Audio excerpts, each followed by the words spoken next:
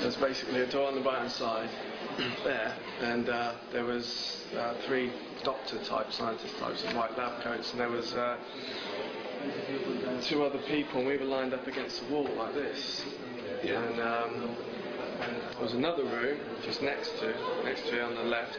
We were taken in, and there were 3 pods in that room lined up. They looked like kind of small telephone boxes, but they were humming with like ELF, like radio waves, like that. And they took the woman that was next to me, sort of, she was about 40, blonde hair. They took her, and as the pod was, as it was humming, as she was getting led to it, she started to like seem to be having an orgasm, and started to get like really sexually aroused. And as she got in, she was like begging to be put in it.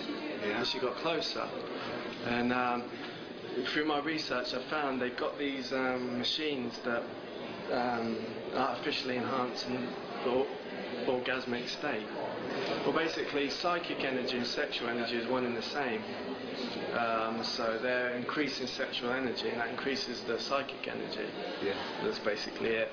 And then they put her in. She was in it for about a minute, then they took her out, and then they put me in it. Yeah. Took me out, and then the doctor said to me, "Oh, we've just installed a Proteus program into you, and these are the Proteus labs." That's what he said. Because in a lot of the military abductions, they explain to me what's going on, what's happening. They tell me what's going on. They say this is this is called this. This is we're in this place. So what is the Proteus project or the program they put into you? It's a super soldier project. Proteus is a Greek word and means the first of a kind. Yeah. They're creating like a new race of sleepers, Mancunian candidates, psychic abilities. They want to use them for the New World Order. They're waiting to go into action. Certain things happen, and then just after we came out the pods, we were taken into the room, and the scientist walked over to the door on the right and opened it and brought out these deformed humans, like horrible genetic sort of lumps on their head and like sort of elongated arms, things like that. They were human, they were aliens, they were just genetically deformed. And then we were up against the wall again, and they brought them in front of us, and the doctor said to the one that was opposite me, he said, "You have to go close to his face and speak to him in his face, or he will go into denial that this is happening, and the programming won't take properly." Right. So this deformed human come close to my face, started swearing at me in my face, and I could speak English, and like I had a British accent. Yeah. And I was trying to shout, like tell it to fuck off. Yeah. But I couldn't speak. Like this, I was like paralysed. I couldn't speak. And basically these deformed humans, they look like John Merrick, the Elephant Man. And after this experience happened, I started researching what Proteus means. I'd never heard the word before. And I found out that it's a Greek name. It means the first of a kind. And then this is August of 2006. Yeah, latter part of August. Yeah. And they look like John Merrick, the Elephant Man. So I started researching a bit about John Merrick, and I found out that his condition was called the Proteus syndrome. And it had been coined by a Jewish doctor. And this is what these things look like. And then Barry King told me that RAF Lacaneve is connected to the Project Mannequin. Yeah. You know, the base there, they take a lot of the people there for programming genetic enhancements. And I said, I spoke to an NSA contact, and I said, I was in the Proteus labs. I was taken there by aircraft. In 2006, I said to him, where's the Proteus labs? And he checked his computer, and he said, oh, it's a facility called Monsoon 1. And I said, oh, where's Monsoon 1? Because that's underneath RAF Lacaneve. And then Barry King had told me R.A.F. Lackney is part of Project Mannequin. So that's one of the 4 abductions last year. Yeah. Basically, there was harassment in in the evenings by MIBs. What do they look like? These were just, again, special forces guys that were dressed in black uniforms with no insignia on. The same guys the same type of uniforms that I saw the guys in the Firefly wearing.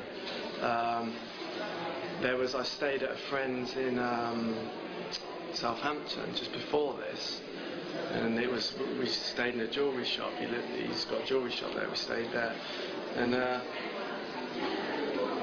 we were there, and we were going off, like looking at military bases and like off sort of orb, taking photographs of orbs and stuff like that. And I left, and that night he was asleep in the shop, and these 2 guys in these black military uniforms stood outside his shop, and what they were doing was he's got these metal shutters in front of his shop, and they're not electronically controlled. You have to pull them up and down with your hands. And they were standing there, and they were using some sort of psychic abilities, and they were lifting the shutters up telepathically. The shutters were standing there, and the shutters were coming up and then going and crashing down, and coming up and going and crashing down. What age of people were these? The 2 guys. Yeah. One of them was really big. One of them was about 6'3", like really muscular. He was a white guy. They said they're around their 30s. Another guy was smaller, Asian. And but Sahel was asleep. But what happened was all the neighbours came out, because it's a small little Asian community in Southampton, and all the neighbours came out, and what's the noise about? And ended up 40 neighbours outside the shop. When all the neighbours came out, these guys slipped off, but the shutters carried on coming up and coming down, and they did that for an hour, just going up and down themselves. And then the police ended up getting called, and the police were trying to get everyone to calm down, because everyone's freaking out. It's like quite a Muslim religious community. Everyone's really freaking out.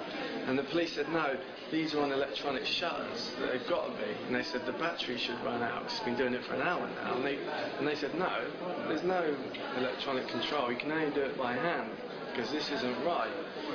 And you told them this? No, this was the neighbours said this to the police. Yeah, because they know my friend. Yeah. They could go in the shop. They carried on for about 2 hours, going up and down, slowing down. In the end, it stopped, and they went. And then the police came to my friend's next day, and were asking him questions. And then they checked the camera, CCT, and the video footage had shut down. The time the 2 guys in black come outside, and then my friend was all freaked out. He went to stay at his mum's, and then the next night they got a report of another disturbance outside, and the police pulled up in a van, and there was 4 mummies outside the shop dancing. 4 mummies in like proper mummies, outside, like in a circle dancing outside the shop. And the neighbours, there was about 20 eyewitnesses, saw the mummies outside the shop, and they danced for about 10 minutes. The police were too scared to get out of the van that's in front of the shop. Then they just went poof and just disappeared. In my understanding, that's like NSA hologram, Project Bluebeam. It's like psychological warfare stuff. They use a lot of holographic stuff.